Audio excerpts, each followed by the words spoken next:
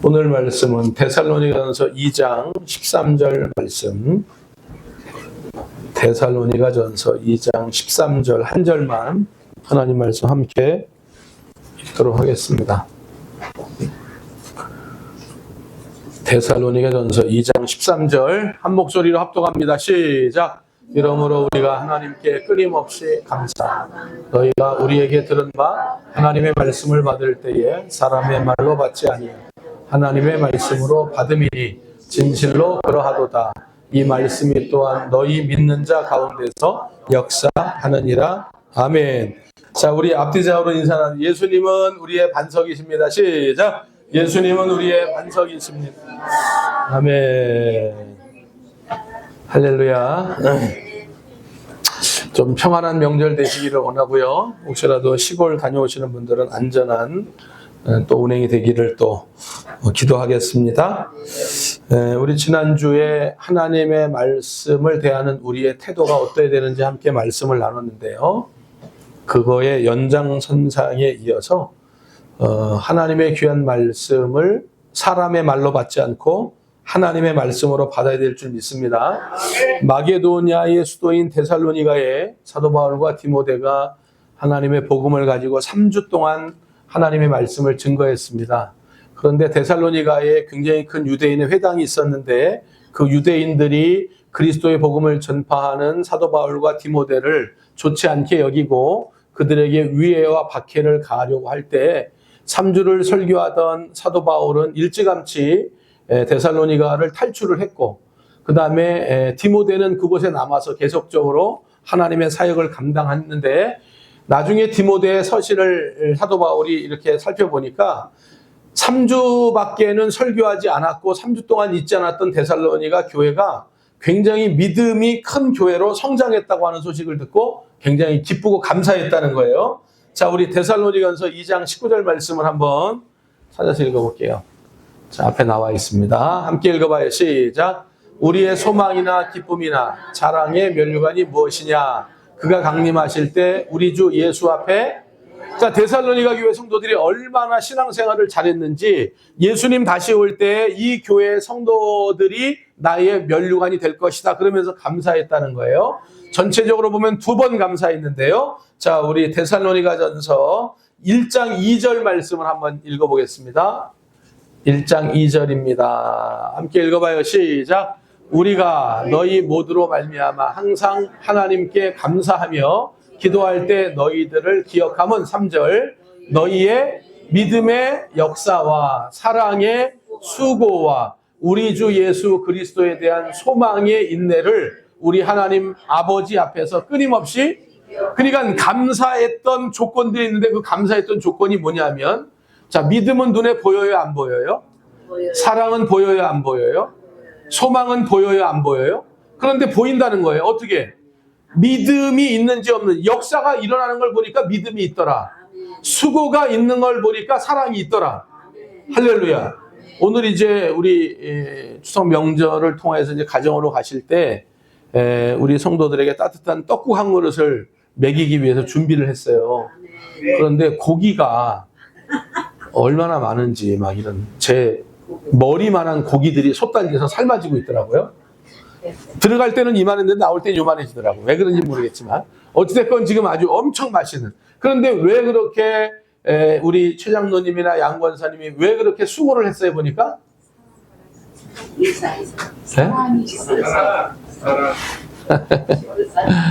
사랑.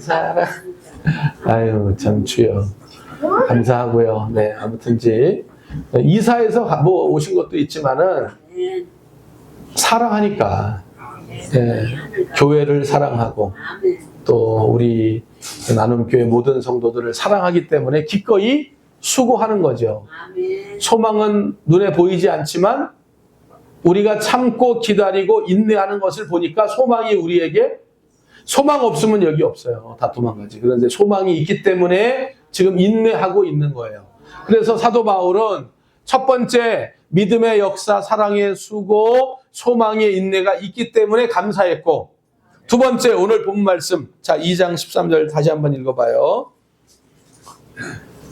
두 번째 감사인데 시작. 이러므로 우리가 하나님께 끊임없이 또 두 번째 감사함은 왜 감사해요? 너희가 하나님 말씀을 받을 때 저거는 사도 바울의 견해야, 사도 바울의 생각이야 이렇게 말하지 않고 하나님의 말씀으로 받았기 때문에 하나님 말씀으로 받은 그 일에 하나님께서 보증하시고 역사해 주시더라. 할렐루야.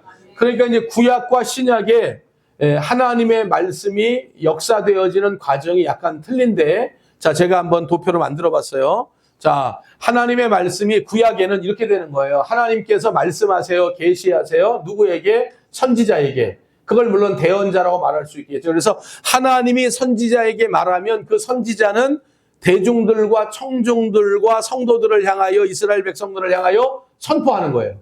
이게 이제 구약 시대에는 이렇게 나가는 거예요. 패턴이. 할렐루야. 자, 우리 신명기 18장 18절 말씀을 한번 읽어볼게요. 요 표를 딱 생각해 두시고, 자, 함께 읽어봐요. 시작. 내가 그들의 형제 중에서 너와 같은 선지자 하나를 그들을 위하여 일으키고, 하나님께서 여호와 하나님의 말을 일으킨 그 사람의 입에 두고, 그 사람은 내가 그에게 명령하는 것을 그가 무리에게 다시, 자, 도표 다시 한번 봐보세요. 자, 하나님께서 한 사람을 일으켰어요. 그 사람에게 하나님의 말씀을 입술에 담았어요. 그 사람이 하나님의 말씀을 청중에게 선포했어요. 할렐루야. 그럴 때 그 청중이 그 말씀을 하나님의 말씀으로 받을 때 하나님 기적의 역사가 일어난 줄 믿습니다. 자, 모세가 나를 따르라, 홍해를 건너야 산다. 그런데 이스라엘 백성들이 그 얘기를 듣고 있다가 어떤 사람들은 하나님께서 모세를 통하여 선포한 말씀으로 믿어 그 홍해를 건너지만, 그러나 어떤 사람은 이렇게 생각하는 거예요. 저거는 지금 모세의 견해야, 모세의 생각이야, 모세의 뜻이야. 그래서 그 길을 주저주저하고 그 홍해를 건너지 않는다면 애굽 군대에 의하여 죽일 수밖에 없는 거다. 할렐루야. 자, 다시 아까 그 말씀 신명기 18장 18절을 다시 한번 그 표를 생각해 보면서 다시 한번 읽어봐요. 시작. 내가 그들의 형제 중에서 너와 같은 선지자 하나를 그들을 위하여 일으키고 내 말을 그에게 들으니 내가 그에게 명령하는 것을 그가 무리에게 다 말하리라. 아멘. 그래서 예레미야가 이제 이 백성 공은 망합니다. 바벨론에 의해서 망합니다. 그러니까 시드기야 왕이 열받았잖아요. 너 선지자라는 게 너 이 백성이 망한다고 너 그렇게 말하면 어떡하느냐. 그래서 예레미야를 감옥에 가뒀단 말이에요. 그런데 감옥에 갇힌 예레미야를 시드기야가 도로 불러요. 왜 부르느냐. 자, 우리 예레미야서 37장 17절 말씀 한번 읽어봐요. 함께 읽습니다. 시작. 시드기야 왕이 사람을 보내어 그를 이끌어내고 왕궁에서 그에게 비밀이 물어 이르되, 예레미야에게 묻는 거예요. 너 여호와께 받은 말씀 있냐 없냐 묻는 거예요. 그러니까 구약 시대에는 하나님의 말씀을 받을 때 이런 패턴으로 계속적으로 말씀을 했다는 거예요. 그러니까 모세의 견해가 아니고 예레미야의 견해가 아니고 엘리사와 엘리야의 생각이 아니고 누구의 말씀을, 그렇게 전달받은 하나님의 말씀을 사람의 말로, 모세의 말로, 예레미야의 말로 받지 않고 하나님의 말씀으로 받을 때 거기에 믿음의 역사가 일어났다는 거죠. 그러면 이제 구약 시대의 패턴이 이렇다면 신약 시대에는 조금 이 패턴이 달라요. 어떻게 다르냐 하면 가령 모세가 하나님의 말씀을 받았죠. 그래서 모세가 하나님의 말씀을 이스라엘 백성들에게 전했단 말이에요. 그런데 전한 그 말씀이 그냥 사라지지 않고 하나님께서 성령의 영감을 통하여 뭘로 기록하게 하셨어요? 성경으로. 그러니까 예전에는 저 성경이 없었잖아요. 그러니까 하나님이 대언자에게 말씀하시고 대언자에게 주신 말씀을 청중에게 바로 말했단 말이에요. 그런데 신약 시대에는 하나님이 대언자에게 하신 말씀을, 모세에게 한 말씀을 그냥 사장되게 없어지게 만들지 않고 하나님께서 모세라는 사람을, 성경의 저자라는 사람을 성령의 영감을 통하여 성경을 기록하게 하셨어요. 할렐루야. 그리고 오늘날 신약 시대에는 기록된 성경을 누가? 설교자가 누구에게? 청중에게. 할렐루야. 이 패턴을 아시겠죠?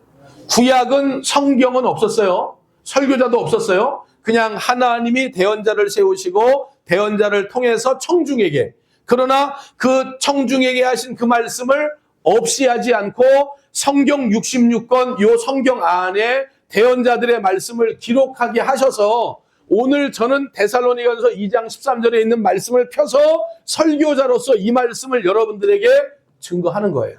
이게 구약과 신약의 다른 점이들. 그러면 성경을 왜 기록하게 하셨을까요? 성경을 하나님께서는 왜 기록하게 하셨죠? 자, 디모데후서 3장 15절서부터 왜 성경을 기록하게 하셨는가 하니, 자, 16절부터 읽어보자. 16절 시작. 모든 성경은 하나님의 감동으로 된 것으로 어떻게 해요? 교훈과 책망과 바르게 함과 의로 교육하게 하기 위하여 이 성경을 기록한 거예요. 자, 17절 말씀. 이는 하나님의 사람으로 온전하게 하며 모든 선한 일을 행할 능력을 갖추게 하려고 이 성경을 기록해 놓으신 거예요. 그래서 이 성경을 우리가 그대로 믿으면 이게 이제 활자 속에 갇힌 말씀, 닫으면 갇혔잖아요, 이 말씀이. 그런데 이 말씀을 우리가 갈라디아서 3장에 있는 말씀 보니까 너희가 아브라함의 믿음을 너희가 가지면, 아브라함은 갈라디아서 기록되기 전 수천 년 전의 사람 아니에요? 그런데 이미 그 사람의 믿음을 우리가 성경을 보고 창세기 12장 1절에 보니까 4절에 보니까 이분이 갈 바를 알지 못하고 믿음으로 나아갔네, 말씀으로 나아갔네. 그러니까 그 말씀을 읽고 우리도 갈 바를 알지 못하지만 하나님께서 우리에게 주신 말씀을 쫓아가면 그 아브라함에게 있었던 그 기적의 역사가 오늘을 살아가는 우리에게도 이 활자 속에 갇혀서 이렇게 그냥 이렇게 묶여있는 말씀이 아니라 이것을 여는 순간 여기서 활자들이 막 튀어나와. 아멘. 할렐루야. 아멘. 막 튀어나와요. 이 말씀이 팍 튀어나온다고. 우리의 인생에 이 말씀이 막 적용이 돼요. 우리의 삶에 적용이 됩니다. 그래서 막 역사가 일어나는 거예요.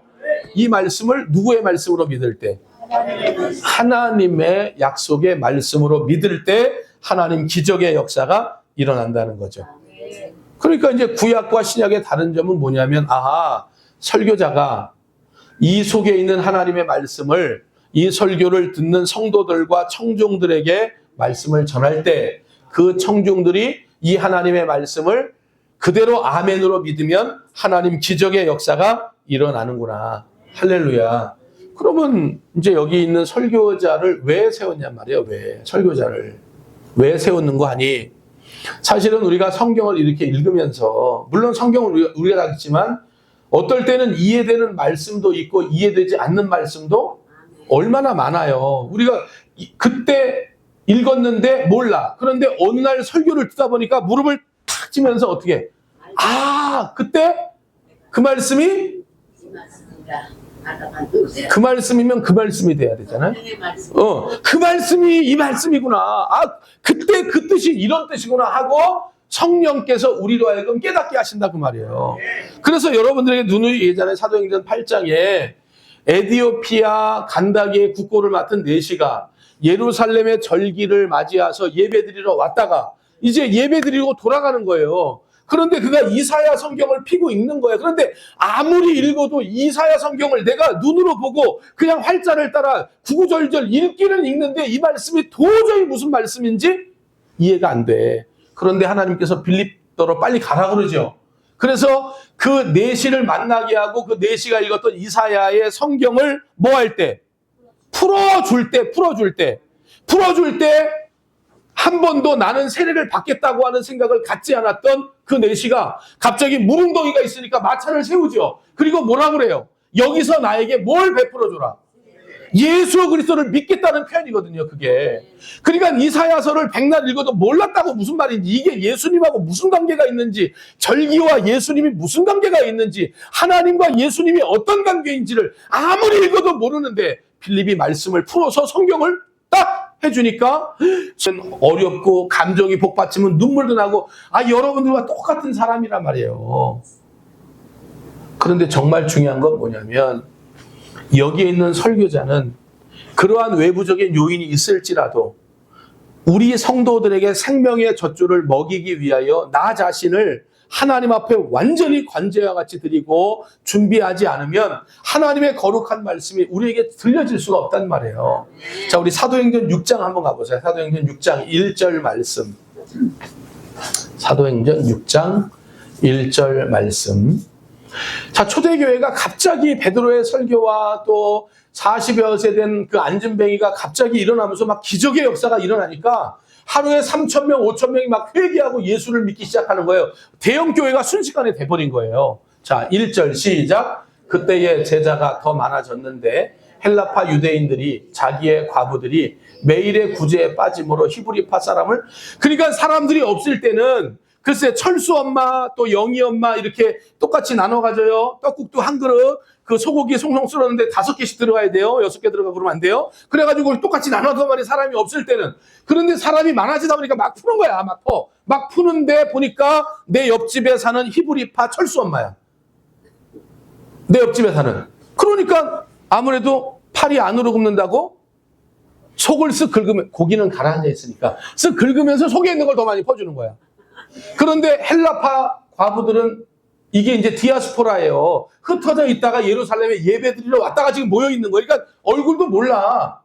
그러니까 누구시지? 그러니까 그냥 위에서 대충 이렇게 떠서 주니까 아무래도 헬라파 사람들이 야 이거 불합리하다. 왜 똑같이 이렇게 구제해야지 왜 하나님의 일을 그렇게 하냐. 그래가지고 막 데모를 하고 이 아내가 시끌벅적한 거예요. 자, 2절 원망이 일어날 때 2절 12사도가 모든 제자를 불러 이르되 우리가 하나님의 말씀을 제쳐놓고 접대를 일삼는 것이 마땅하지 아니하니. 3절 형제들아 너희 가운데서 성령과 지혜가 충만하여 칭찬받는 사람 7을 택하라. 우리가 이 일을 그들에게 맡기고 우리는 오로지 뭐 하는 일에?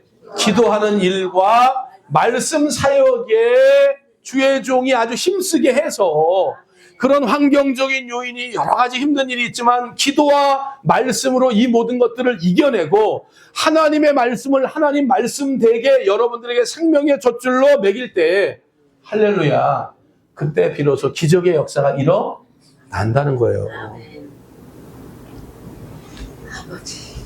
그러니까 어떻게 보면은 하나님의 말씀을 잘 준비하고 증거할 수 있도록 협조하고 돕는 것이 성도들의 역할이어야 하고, 할렐루야. 네. 다른 그 어떤 생각보다는 목사님이 그저 기도도 열심히 하고 또 말씀 준비도 최선을 다해 할 수 있도록 모든 환경과 여건을 만들어주는 것이 교회 성도들에게 복된 일이다 그 말이에요. 왜냐하면 생명의 젖줄이 그곳에서부터 나오기 때문에. 우리가 예배를 드리지만 사실은 예배를 드린다고 모여있지만 예배 거의 대부분이 하나님의 말씀 전하는 시간이거든요. 그러니까 여기서 말씀 증거할 때 진실되게 정직하게 받은 바 말씀대로 여러분들에게 온전히 증거해 여러분들에게 은혜가 되지. 할렐루야. 이미 모든 걸 다 알고 있는데 제가 여기서 거짓말이나 살살 치고. 왜 표정들이 왜 그래요? 뭔가 또 뭐가 숨겨 있는 것처럼. 아니 그렇잖아요. 아니 그리고 솔직하게 생각해봐요. 제가 거짓말을 한다고 여러분들이 속을 사람들입니까? 아니 속을 사람들이죠. 왜? 아니 우리 뭐 다 알아. 금세 뭐 이렇게 딱 금세 다 아는데 뭘 그냥 뭐 속일 것도 없고 뭐 미리 자수하여 강령 찾는 게 훨씬 낫지 뭘 그래요. 아, 네. 그러니까 아니 보세요. 우리 의사들은 얼마나 소중하게 여겨요. 그렇잖아요. 의사 앞에 가면 그 의사가 하는 말에 어떻게 해요 다. 그냥 뭔 말을 해도 아멘 하잖아요. 뭔 말을 해도 의사가 이렇게 하시오 아멘, 저렇게 하시오 아멘, 아침에 일찍 일어나시오 아멘, 라면을 먹지 마세요 그래도 먹을 거야 그래도 의사가 어느 날 이거 콜레스테롤 큰일 나 먹으면 큰일 나 먹지 마세요. 그럼 뭐라고? 당장 라면 다 갖다 버려. 아니 의사들 말은 그렇게 생명 걸고 지키면서 어떻게 목사님이 설교 시간에 설교하는 말은 내가 듣기 좋은 말만 들으면 안 된다 그 말이야. 이 말씀을 누구의 말씀으로? 하나님의 말씀으로. 그래서 말씀을 증거하는 사람이 얼마나 소중한가. 또 기도와 또 묵상과 말씀 준비하는 시간으로 얼마나 잘 세워져야 되는가. 할렐루야. 왜냐하면 하나님의 말씀은 반드시 그 설교자의 인격을 통과해서 나가기 때문에 만약에 설교자가 정치에 관심이 많잖아요. 그러면 설교도요. 희한해요. 정치 얘기만 합니다. 만약에 사회 사업에 관심이 많잖아요. 설교가 어떻게 흘러요? 예, 사회 사업에 관한 말씀으로 많이 나가요. 선교를 만약에 생각하잖아요. 그러면 선교하는 쪽으로 또 설교가 나간다는 게 희한해요. 그러니까 설교자가 하나님 말씀과 기도로 잘 묵상해서 하나님의 말씀을 할렐루야. 그러나 이제 아무리 설교자가 하나님의 감동과 성령의 감동을 받아서 성령의 조명하심을 통하여 말씀을 잘 준비하고 말씀을 잘 전해도 오늘 데살로니가서 2장 13절에 있는 말씀 보니까 마지막 한 가지 가장 중요한 과정이 남아 있더라고 말이에요. 그게 뭐예요? 뭐긴 뭐예요? 이 말씀을 받을 때 여러분들이 사람의 말로 받지 않고 마지막 단계예요. 그게 내가 이용진 목사님의 말씀은 어렵고 감정이 복받치면 눈물도 나고 여러분들과 똑같은 사람이란 말이에요. 그런데 정말 중요한 건 뭐냐면 여기에 있는 설교자는 그러한 외부적인 요인이 있을지라도 우리 성도들에게 생명의 젖줄을 먹이기 위하여 나 자신을 하나님 앞에 완전히 관제와 같이 드리고 준비하지 않으면 하나님의 거룩한 말씀이 우리에게 들려질 수가 없단 말이에요. 자, 우리 사도행전 6장 한번 가보세요. 사도행전 6장 1절 말씀. 사도행전 6장 1절 말씀. 자, 초대교회가 갑자기 베드로의 설교와 또 40여 세 된 그 안진뱅이가 갑자기 일어나면서 막 기적의 역사가 일어나니까 하루에 3,000명, 5,000명이 막 회개하고 예수를 믿기 시작하는 거예요. 대형 교회가 순식간에 돼버린 거예요. 자, 1절 시작. 그때의 제자가 더 많아졌는데 헬라파 유대인들이 자기의 과부들이 매일의 구제에 빠짐으로 히브리파 사람을 그러니까 사람들이 없을 때는 글쎄 철수 엄마 또 영희 엄마 이렇게 똑같이 나눠 가져요. 떡국도 한 그릇 그 소고기 송송 썰었는데 5개씩 들어가야 돼요. 6개 들어가고 그러면 안 돼요. 그래가지고 똑같이 나눠서 말이 사람이 없을 때는 그런데 사람이 많아지다 보니까 막 푸는 거야. 막 푸는데 보니까 내 옆집에 사는 히브리파 철수 엄마야. 내 옆집에 사는. 그러니까 아무래도 팔이 안으로 굽는다고 속을 쓱 긁으면 고기는 가라앉아 있으니까 쓱 긁으면서 속에 있는 걸 더 많이 퍼주는 거야. 그런데 헬라파 과부들은 이게 이제 디아스포라예요. 흩어져 있다가 예루살렘에 예배드리러 왔다가 지금 모여 있는 거예요. 그러니까 얼굴도 몰라. 그러니까 누구시지? 그러니까 그냥 위에서 대충 이렇게 떠서 주니까 아무래도 헬라파 사람들이 야 이거 불합리하다. 왜 똑같이 이렇게 구제해야지 왜 하나님의 일을 그렇게 하냐. 그래가지고 막 데모를 하고 이 아내가 시끌벅적한 거예요. 자 2절 원망이 일어날 때 2절 12사도가 모든 제자를 불러 이르되 우리가 하나님의 말씀을 제쳐놓고 접대를 일삼는 것이 마땅하지 아니하니 3절 형제들아 너희 가운데서 성령과 지혜가 충만하여 칭찬받는 사람 7을 택하라. 우리가 이 일을 그들에게 맡기고 우리는 오로지 뭐 하는 일에 기도하는 일과 말씀 사역에 주의 종이 아주 힘쓰게 해서 그런 환경적인 요인이 여러 가지 힘든 일이 있지만 기도와 말씀으로 이 모든 것들을 이겨내고 하나님의 말씀을 하나님 말씀되게 여러분들에게 생명의 젖줄로 먹일 때 할렐루야 그때 비로소 기적의 역사가 일어난다는 거예요. 그러니까 어떻게 보면은 하나님의 말씀을 잘 준비하고 증거할 수 있도록 협조하고 돕는 것이 성도들의 역할이어야 하고 할렐루야. 네. 다른 그 어떤 생각보다는 목사님이 그저 기도도 열심히 하고 또 말씀 준비도 최선을 다해 할 수 있도록 모든 환경과 여건을 만들어주는 것이 교회 성도들에게 복된 일이다 그 말이에요. 왜냐하면 생명의 젖줄이 그곳에서부터 나오기 때문에 우리가 예배를 드리지만 사실은 예배를 드린다고 모여있지만 예배 거의 대부분이 하나님의 말씀 전하는 시간이거든요. 그러니까 여기서 말씀 증거할 때 진실되게 정직하게 받은 바 말씀대로 여러분들에게 온전히 증거해 여러분들에게 은혜가 되지. 할렐루야. 이미 모든 걸 다 알고 있는데 제가 여기서 거짓말이나 살살 치고 왜 표정들이 왜 그래요? 뭔가 또 뭐가 숨겨 있는 것처럼. 아니 그렇잖아요. 아니 그리고 솔직하게 생각해봐요. 제가 거짓말을 한다고 여러분들이 속을 사람들입니까? 아니 속을 사람들이죠. 왜? 아이, 우리 뭐 다 알아. 금세 뭐 이렇게 따면 뭐 금세 다 아는데 뭘 그냥 뭐 속일 것도 없고 뭐 미리 자수하여 강령 찾는 게 훨씬 낫지 뭘 그래요. 아, 네. 그러니까 아니 보세요. 우리 의사들은 얼마나 소중하게 여겨요. 그렇잖아요. 의사 앞에 가면 그 의사가 하는 말에 어떻게 해요 다. 그냥 뭔 말을 해도 아멘 하잖아요. 뭔 말을 해도 의사가 이렇게 하시오 아멘, 저렇게 하시오 아멘, 아침에 일찍 일어나시오 아멘, 라면을 먹지 마세요 먹지 마세요 그래도 먹을 거야 그래도 의사가 어느 날 이거 콜레스테롤 큰일 나 먹으면 큰일 나 먹지 마세요. 그럼 뭐라고 당장 라면 다 갖다 버려. 아니 의사들 말은 그렇게 생명 걸고 지키면서 어떻게 목사님이 설교 시간에 설교하는 말은 내가 듣기 좋은 말만 들으면 안 된다 그 말이야. 이 말씀을 누구의 말씀으로? 하나님의 말씀으로. 그래서 말씀을 증거하는 사람이 얼마나 소중한가. 또 기도와 또 묵상과 말씀 준비하는 시간으로 얼마나 잘 세워져야 되는가. 할렐루야. 왜냐하면 하나님의 말씀은 반드시 그 설교자의 인격을 통과해서 나가기 때문에 만약에 설교자가 정치에 관심이 많잖아요. 그러면 설교도요. 희한해요. 정치 얘기만 합니다. 만약에 사회 사업에 관심이 많잖아요. 설교가 어떻게 흘러요? 예, 사회 사업에 관한 말씀으로 많이 나가요. 선교를 만약에 생각하잖아요. 그러면 선교하는 쪽으로 또 설교가 나간다는 게 희한해요. 그러니까 설교자가 하나님 말씀과 기도로 잘 묵상해서 하나님의 말씀을 읽어야 할렐루야. 그러나 이제 아무리 설교자가 하나님의 감동과 성령의 감동을 받아서 성령의 조명하심을 통하여 말씀을 잘 준비하고 말씀을 잘 전해도 오늘 데살로니가서 2장 13절에 있는 말씀 보니까 마지막 한 가지 가장 중요한 과정이 남아 있더라고 말이에요. 그게 뭐예요?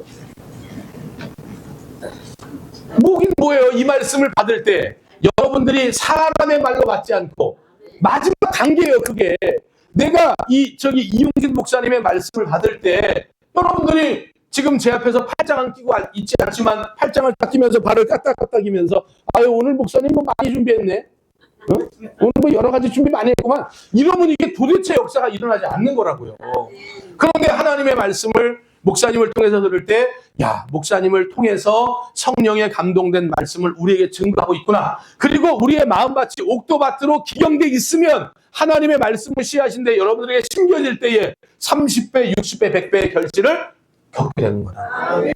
느헤미야 시대에 에스라 책사가 이제는 하나님의 말씀을 보고 하나님의 말씀을 읽는 거예요. 그런데 그 하나님의 말씀을 읽을 때 이 백성들의 모습을 한번 봐봐요. 우리 느헤미야서 8장 한번 가보세요. 이제 이거만 찾고 맞춰요. 느헤미야 8장.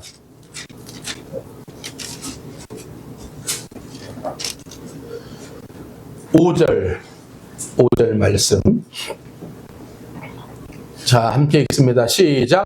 에스라가 모든 백성 위에 서서 그들 목전에 책을 펴니 책을 펼 때에 모든 백성이 왜 제가 일어서 설교해야 돼요? 저는 앉아야 되죠. 여러분들이 서서 설교 들어야 되잖아요.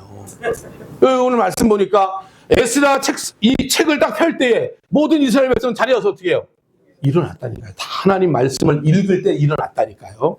그래서 뭐 이렇게 유명한 큰 교회 이렇게 보면은 어떤 교회는 하나님의 말씀을 봉독해 드릴 때 사회자가 이렇게 얘기하는 거죠. 하나님 말씀을 봉독하겠습니다. 모든 성도들 자리에서 일어서겠습니다 하고 본문 말씀을 그렇게 읽는 교회도 있다 이 말이에요. 우리도 다음 주도 그렇게 할까요? 번거로워요. 어찌됐건. 자, 그래서 마음으로는 일어서세요. 마음으로는 일어서시고 마음으로는 준비를 하는 거예요.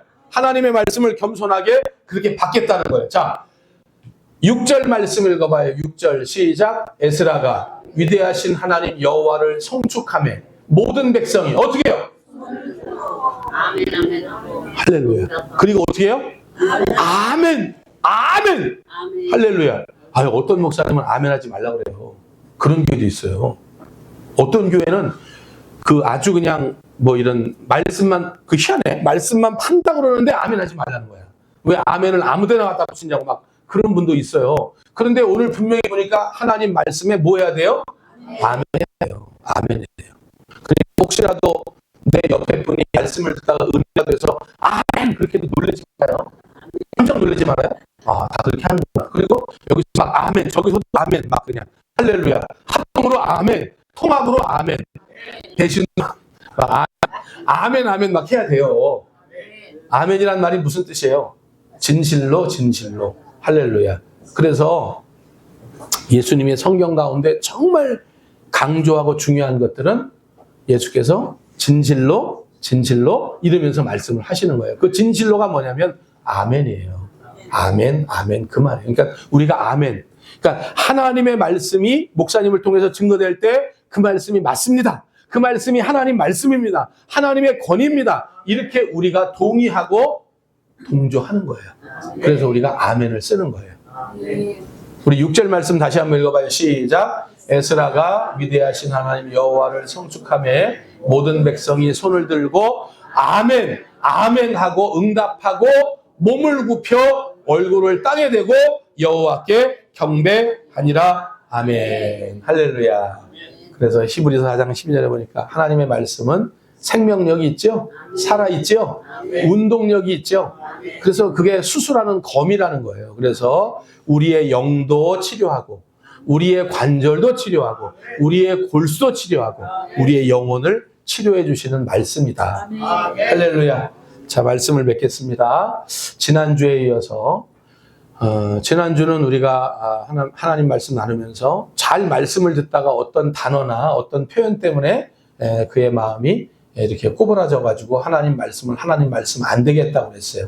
오늘 하나님의 말씀은 목사님을 통해서 투영되지만 목사님이 기도하고 묵상하고 준비하여 선포되는 말씀이기 때문에 그 말씀을 하나님의 말씀으로 받을 때 그 말씀이 우리 속에 역사하는 줄 믿습니다. 추석 연휴 기간 동안 하나님과 동행하시고요. 특별히 그동안 보지 못했던 사랑하는 가족들 만나서 행복하고 감사하고 기쁜 시간 보낼 수 있기를 예수님의 이름으로 간절히 축복해 드립니다. 하나님 감사합니다. 오늘도 우리 나눔교회 모든 성도들이 하나님의 말씀을 하나님 말씀되게 아멘하고 두 손 들고 순종할 수 있도록 도와주시니 감사합니다. 이 말씀이 활자 속에 또 우리의 성경 안에 지퍼로 채워져 갇힌 말씀이 아니라 이 말씀을 우리가 믿을 때 활자로 기록된 말씀이 활자 속에서 튀어나와 춤을 추며 역사하며 기적을 일으키는 말씀 되도록 인도해 주시옵소서. 우리에게 좋은 마음밭 주심을 감사드리며 예수님의 이름으로 간절히 기도하옵나이다.